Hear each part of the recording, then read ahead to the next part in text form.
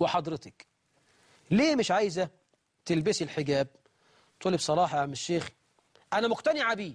بصراحة هو كلام ربنا، أنا عارفة نزل في سورة النور والأحزاب، أنا عارفة والله، أنا مقتنعة، بس أنا لسه صغيرة، لسه صغنونة، لسه صغيرة. لما أكبر بقى شوية كده، أبقى عندي مثلا 50-60 سنة كده، أبقى ألبسه بقى. إنما دلوقتي أنا شباب 20 سنة لسه واردة بتتفتح. مش دلوقتي، مش دلوقتي. أنا مقتنع يا عم، هو أمر ربنا، أنا عارف، بس مش دلوقتي. لما أكبر أقول لها طيب هل معك أمان من الموت؟ أنت معك أمان من الموت؟ إنك مش هتموتي دلوقتي؟ هل تضمني لنفسك أن تحيي ثانية بعد هذه اللحظة التي أنت فيها؟ الأعمار بيد الله ولكل أجل كتاب. ألا تعرفين يا من تسوفين أن الموت أكثره يقع في الشباب؟ بدليل قلة الشيوخ.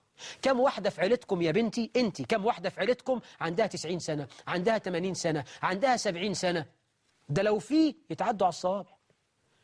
يبقى قلة الشيوخ، الناس الكبار في السن، قلتهم فينا دليل على أن الموت أكثره يقع في الشباب. انت عمرك يا بنتي ما قرأت قول الشاعر فكم من شاب أمسى ضاحكا وقد نسجت أكفانه وهو لا يدري؟